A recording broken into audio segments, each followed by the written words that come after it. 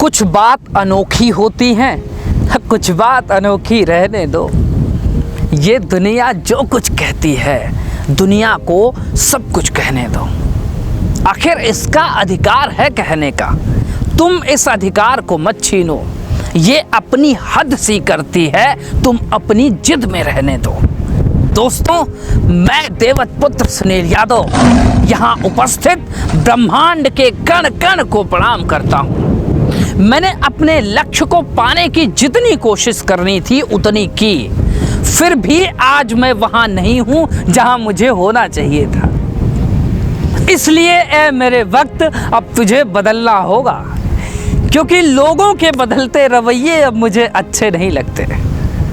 और तुझे क्या लगता है, मेरी पराजय से तेरी जीत होगी? चल जा, अगर मेरी ही पराजय से तेरी जीत होती हो तो मैंने अपनी पराजय स्वीकार कर ली है। मगर याद रखना, लोग तुझ पर हंसेंगे और कहेंगे तूने सत्य को परेशान भी किया और पराजित भी। और तुझे क्या लगता है, मेरे बारे में लोग क्या सोचते हैं, मुझे कोई फर्क नहीं पड़ता। मैंने हमेशा वही किया जो मेरे दिल ने कहा, और मेरा सपना शरीर का वस्त्र नहीं जिसे जब चाहा बदल दिया। मेरा सपना आग है जिसे छूने से भी डरना होगा। ऐ वक्त, जब तू मेरे साथ होगा तो वो दिन साधारण दिन नहीं होगा, न वो साधारण दिन होगा, न वो साधारण रात होगी। ना मैं स्वयं साधारण हूँ और ना ही साधारण युग की शुरुआत होगी। वो समय परिवर्तन नहीं, युग परिवर्तन होगा, और ऐसा तो मैं करके ही रहूँगा, क्योंकि अहम ब्रह्मास्मि, मैं स्वयं ब्रह्म हूँ। मैं जानता हूँ सक्सेस का कोई पैरामीटर नहीं होता। जिसका जितना धैर्य प्रबल है उसकी उतनी बड़ी सृष्टि है, और जिसका जितना बड़ा स्वप्न है उसकी उतनी बड़ी दृष्टि है। किसी की कामयाबी पर दोस्त और रिश्तेदार खुशियाँ मनाएंगे तो किसी के लिए पूरा विश्व खुशियाँ मनाएगा। मेरी इसी जिद के कारण लोग मुझ पर हंसते हैं, और जब भी लोग मुझ पर हंसते हैं तो मैं भी उन पर हंसता हूँ। बस फर्क सिर्फ इतना होता है कि वो ये सोचकर हंसते हैं कि ये बेरोजगार, नाकामयाब और नाकाबिल इंसान अपनी ज़िंदगी में कुछ नहीं कर पाएगा, क्योंकि उनकी नज़र में मेरी काबिलियत कुछ भी नहीं। और वो स्वयं को एडिशन से कम नहीं समझते।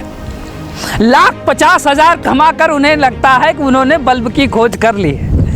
और मैं ये सोचकर हंसता हूँ कि न्यूटन, एडिशन, बिल गेट्स और कलाम जैसे लोगों की संतान अपने सपने को सीमित दायरे में रखकर खुश कैसे हो जाती है। इसलिए मेरे सपने और उनके सपने में जमीन आसमान का फर्क है, तो मेरा संघर्ष बढ़ जाना स्वाभाविक बात है। अगर उनका सपना स्विफ्ट डिजायर, अल्टो और वैगनार में बैठकर फेसबुक पर फोटो पोस्ट करने का है, तो मेरा सपना लैम्बोर्गिनी अवेंटाडोर खरीदने का है, और पोस्ट फेसबुक पर नहीं गूगल पे की जाएगी। ऐ वक्त, तूने हर इंसान को धैर्य रखना क्यों नहीं सिखाया? क्यों नहीं बताया कि वो धैर्य ही तो था जो महात्मा गांधी समेत कई क्रांतिकारियों ने देश को आजाद करा लिया? वो धैर्य ही तो था जो महेंद्र सिंह धोनी को अनहोनी करना सिखाता था। वो धैर्य ही तो था जो सचिन तेंदुलकर की झोली रिटायर होते होते विश्व कप से भर दी। वो धैर्य ही तो था जो 10,000 से भी अधिक बार फेल होने के बावजूद एडिशन ने बल्ब की खोज की। वो धैर्य ही रहा होगा जब नेल्सन मंडेला 27 वर्ष जेल में रहने के बावजूद 1990 में दक्षिण अफ्रीका के राष्ट्रपति बने। क्या आपको ये सब असंभव नहीं लगता?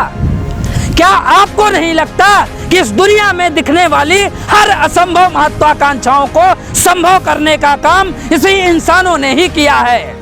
जब तक आपको इस बात पर विश्वास नहीं होता कि जो चीज आप पाने की इच्छा रखते हैं वो मिल भी सकती है, तब तक आपका उस चीज पर विजय हासिल कर पाना असंभव है।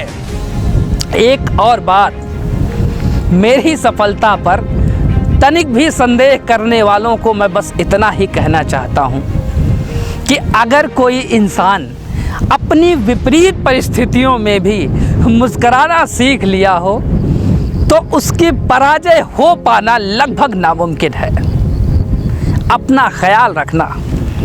फिर मिलेंगे कुछ नए मोटिवेशनल वीडियोस के साथ। जय हिंद।